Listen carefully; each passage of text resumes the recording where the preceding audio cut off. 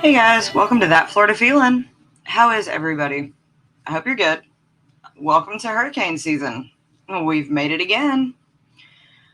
Hope you guys enjoyed hearing the hurricane prep episode. I always try to either make a new one or replay one right around the time of end of May, beginning of June.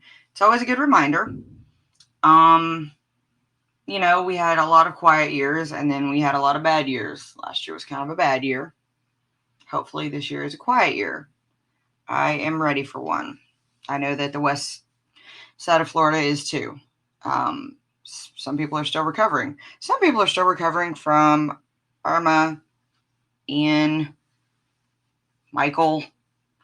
I know that sounds crazy, but yeah, some people are recovering from hurricanes as far back as 2017, 2018. And I know that just seems strange to you guys that don't live in Florida, but that is the thing. That is the sad reality of it. Insurance can take a long time to pay out, or sometimes it's just easier to not rebuild. But that is hurricane season. So I know it sounds really strange to say be prepared because you don't know what's coming, but it is far safer to be prepared than to literally get caught with your pants down. So, welcome to hurricane season. Be prepared. Buy that pack of water just in case. Shove it under your bed somewhere. Forget about it. It doesn't go bad. Eat your hurricane snacks. Buy more. It's fine. Don't forget about your furry friends. And thanks to a new law, Trooper's Law, you can now get in trouble for abandoning a pet during a natural disaster. Thank you, DeSantis. You've done maybe two good things this year. But we don't talk politics, but I will say that much. Today we're going to talk about a town in Florida that time forgot. And in fact, I actually did not know about it until I saw a random picture on Instagram. I kept seeing this picture of people on these there's 4 or 5 balconies, and they're just hanging out in swimsuits. And I thought, this has got to be an AI picture of Panama City, right? No, it was not. It was a real picture. It was not AI generated. It was of White Springs, Florida. White Springs is a town in North Florida, and I mean the very North Florida, like next to Georgia, kind of North Florida. It is on the Swanee River, and it was actually originally just developed as a tourist attraction because it sat on a mineral springs. They wanted to have a spring water bath for tourists to come make money. But they created this beautiful hotel, which I'll talk about in a second. But that was the picture I kept seeing, and I thought, I've got to research this and see where this place is. Does it still exist? Because a lot of things in Florida that were tourist attractions or old roadside attractions or old Florida just doesn't quite exist anymore. But White Springs still exists today. It was sitting in a population of 740 people back in 2020, so it may or may not, have gone up or down a little bit in the past 5 years. And it's actually home to the annual Florida Folk Festival, which is a pretty cool festival. I've talked about it in another episode. I'll tell you more about it here in a second.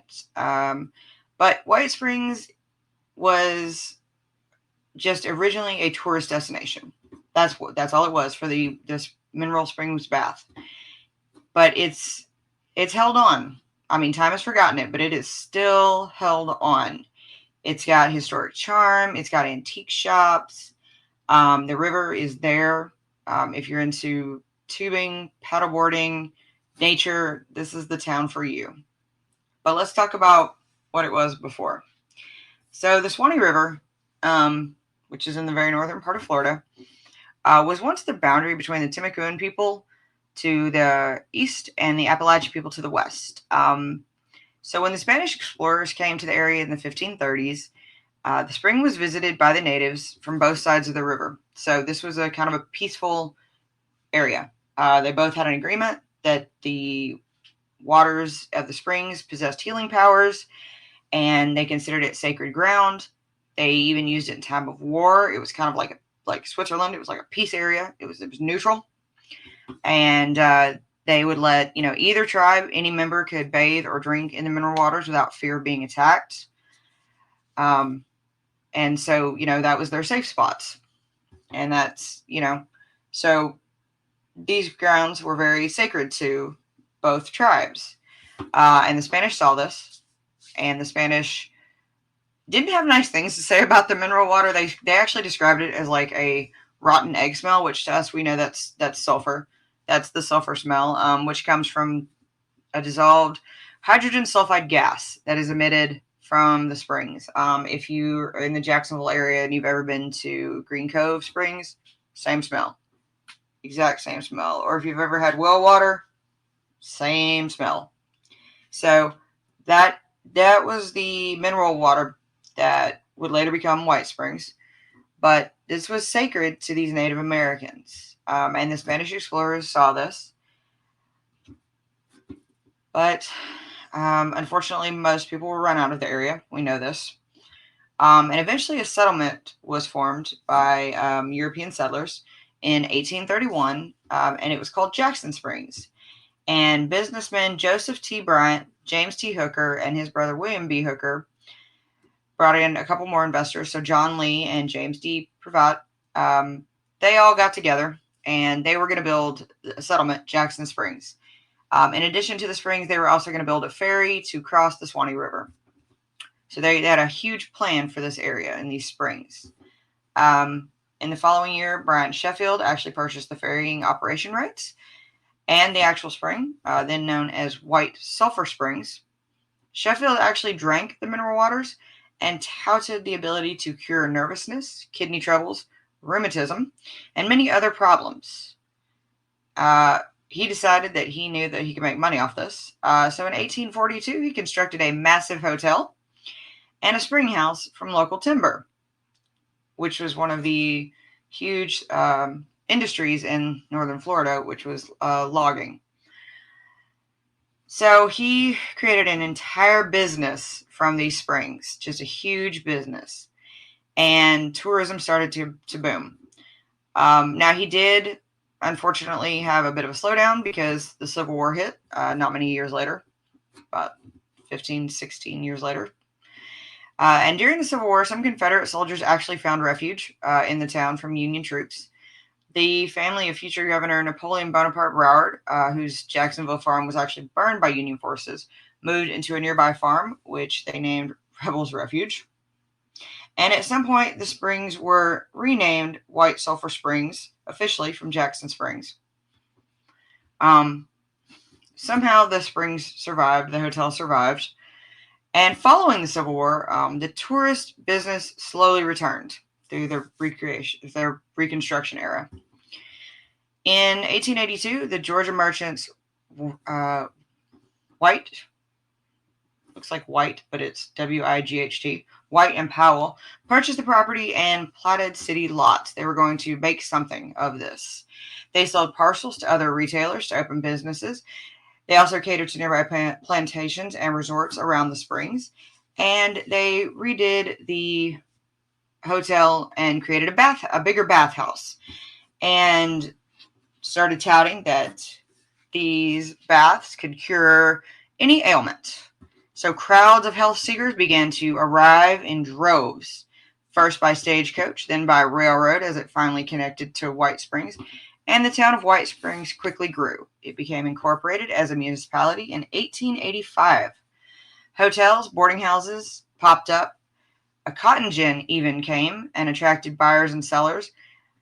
Next thing you knew, fashionable clothing and hats were offered for sale. Leisurely activities, including barroom dancing, lawn tennis, and skating, soon became the thing in White Springs. And this became the town in Florida. This was the new snowbird place to be. In 1903, the springs were actually enclosed by concrete and coquina walls, which I've talked about coquina. Coquina is pretty much like a sedimentary rock that you can find a lot in Florida. And it's usually like ground up shells, mollusk. It's really hard. The fort in St. Augustine is made of coquina walls. So super hard material. Lasts for a very, very long time. But these springs were enclosed by this. It included multiple water gates and galleries that would not let the river flood into it, so it kept the springs beautiful at a certain temp. They could use it year round. They even upgraded the bathhouse again. Now a 4-story wooden bathhouse was constructed, and that is the picture that I saw. That's what I thought was an AI generated picture, and I'll share that on Instagram. The structure was designed by Jacksonville architecture firm McLaren Homes, as Jacksonville is not very far from White Springs. The owner was Minnie Monsher Jackson, and this actually included in the springs a doctor's office for patients' examination and an idea to give treatments that would include the springs, dressing rooms, spaces for concessions, and even an elevator at that time, which was a very fancy thing. At the time, water actually was flowing at a calculated 32,400 gallons per minute, or nearly 47 million gallons a day, which is insane for the springs. So this was the place to be. This was the popular tourist attraction, especially during the winter. During the 1930s, though, there was, the Great Depression hit. About said recession. The Great Depression hit. And bathing in the mineral springs fell out of favor in the U.S. as people didn't have money to spend it on frivolous things anymore. And the town sort of began to fade. But in the 1950s, the Stephen Foster Memorial Museum opened to commemorate songwriter Stephen Foster. He had composed the world-renowned song The Swanee River and Old Folks at Home. Now, the museum is surrounded by formal gardens, which actually extend over to the banks of the Swanee River. A carillon containing the world's largest set of tubular bells opened in 1957 that plays the song throughout the day, and it is in one of the state parks, which is what I'll talk about in a second, because that's where the festival is held each year. And that's kind of what saved the town when the museum opened and they started this festival. And that's really what saved the town. But and the bathhouse was still there to an extent, and people remembered that the springs existed, and it kind of brought people back. Not as much as it did, as it ever was, but it reminded people that old Florida still existed. Now, through the 1980s, though, the water flow at the springs began to decline, and it kind of just stopped in the 1990s, believe it or not. And the ex-mayor of White Springs, Dr. Helen Miller, was vice chairman for the Florida Leaders Organization of Water, which is actually named FLOW, a group which actually proposed that the Florida Aquifer Sustainability Act, they did that in 2013. I remember this. And they want to restore the Florida aquifer to its levels in the 1980s. They want to bring back the springs. They want to restore, they want to make sure that the aquifer is, where it should be. The Everglades right now are suffering. Not to totally get off topic and go down a rabbit hole, but the Everglades are drying out. And, they're trying to stop that. And part of that, the springs kind of are in the same boat. Some springs are drying up or slowing, and they're really, really trying to stop that. But White Springs has not been forgotten. There have been some good and some bad, though. Unfortunately, in 2022, a white supremacist neo-pagan religion kind of popped up there. They had a temple for the hate group, but it's kind of since been removed. But White Springs is the town that time forgot, but it has not disappeared entirely. It does still exist. They do still have their old Victorian buildings that do survive. They do have the White Springs Historic District, believe it or not, and it is on the National Register of Historic Places. It was put there in 1997. And it's actually got some beautiful, beautiful homes. The Adams House is one of those homes, and it's between River Street, First Street, and Swanee Street. It's kind of in a square. Oh, Hewitt Street's the other side. It's got 81 historic buildings, and it's just gorgeous. If you ever want to see like old Florida, White Springs is kind of that old Florida town. Now, the Florida Folk Festival is it's a long running folk music festival. It's held in White Springs, and it's really cool because it talks about, it celebrates Stephen Foster, and it talks about the just it celebrates the fact that folk music is a thing in Florida, and I think it was started in 1953. Let me see. I'm pretty sure it was. Yeah, 1953. Thelma Bolton actually was the one that organized the festival, and it's so cool because they also have presentations of the Miccosukee language, which is one of the languages that was used in that northern part of Florida from one of the tribes. And so it's really cool because it's something that's not been forgotten. And they do this each year. It is going to be held. It was just held. Dang, we just missed it. So it was May 23rd through the 25th. I thought it was in June. And it is at the Stephen Foster Folk Cultural Center State Park, which is in White Springs. That's the main thing in White Springs now. That's also why the town has not been forgotten. There is the state park there on the Swanee River banks, which is a gorgeous state park. I've talked about it in another one of my episodes. But it's such a cool festival. There are environmental and cultural exhibits. There is a banjo and fiddle contest. There's a little marketplace. You can see the Seminole camps, which is where you get to see the Miccosukee stuff. There is food that really exhibits like Florida's favorite menus. You can find everything from beef jerky to we saw Hoppin' John, black-eyed peas, okra, and tomatoes when we were there. We even saw Jamaican beef patties. It pays tribute to the Greeks that came over, I can never say it right. The Menorcans that came to St. Augustine and traveled west through Florida. So there's Greek food you can find there. Of course, the Florida, like melons, strawberries, and it's really cool because you get the chance to purchase and take home some goodies, but you can also purchase and eat it there and try foods that you would never think to try. So it's really, really cool that you get the chance to try foods that you would never try while you're there. They also have performances, folk music. They tell about the history, and it's just so cool to see that they honor this each year by doing this folk festival at the state park. And each year they have kind of a theme. This year was air.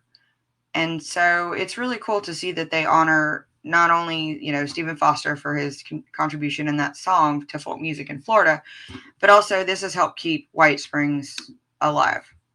And White Springs is one of those really cool towns. Like I said, it's the town that time forgot. And it really was kind of one of Florida's first tourist destinations. And it really is an amazing place that if you're looking to get to nature, go to White Springs. It sits right on the banks of the Swanee. Go to the state park. You can still see where the springs sit. You can still see it. There's still a pool where it was concreted in and the coquina walls. It's not pretty much anymore, but you can still see that history. There's only the balconies are gone from the picture. But there is a walking tour. You can walk the town. There's still a town you can walk through. There's even a quilt trail, which is kind of cool. There's also a wildlife corridor murals, which was really cool. There's only about 3 or 4, but it's definitely worth looking into. Which I thought was kind of cool. That there's people still trying to preserve this town.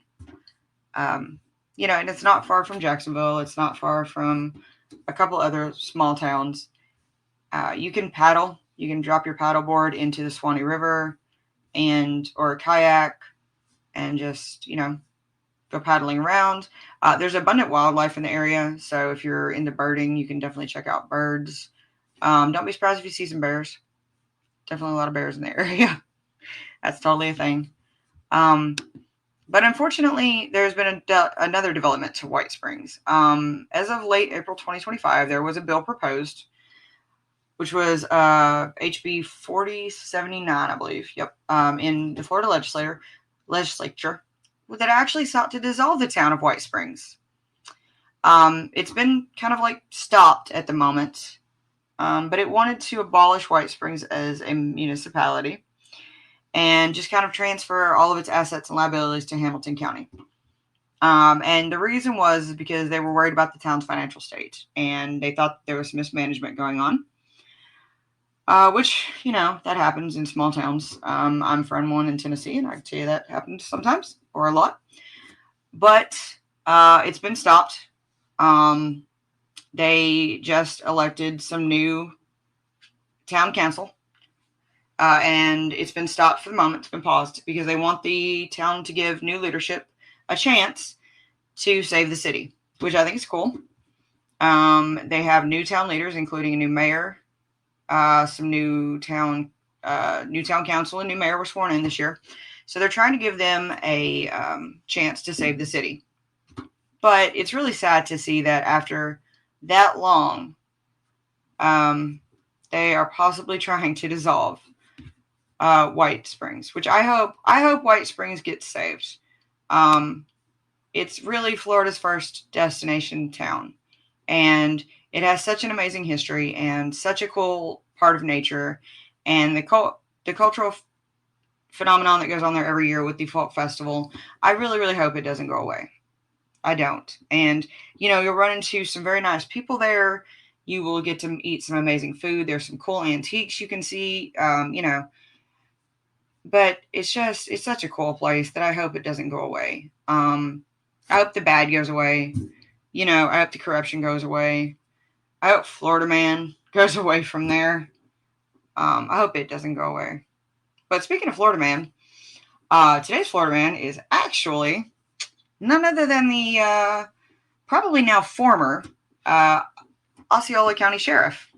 Sheriff Marcos Lopez got arrested just actually Thursday morning on June 5th, 2025, because he is accused of using his position to protect and profit from an illegal casino operation. So, the sheriff is the Florida Man this week. He's actually suspended, Sheriff. He's suspended, pending, obviously, investigation based on charges. But he was involved with an illegal gambling operation, illegal casino. He actually faces 1 count of racketeering and conspiracy to commit racketeering. And that is according to the state attorney's general office. So, yeah, man. You're not above the law, even if you are the law.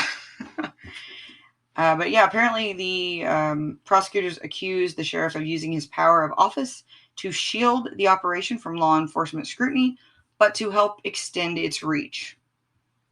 So, way to go, Sheriff Lopez. He was apparently elected in 2020 and is the first Hispanic sheriff in Florida. Thank you, sir, for being that kind of Florida man. Way to go. Yeah. Don't do that, guys. Don't abuse your position of power.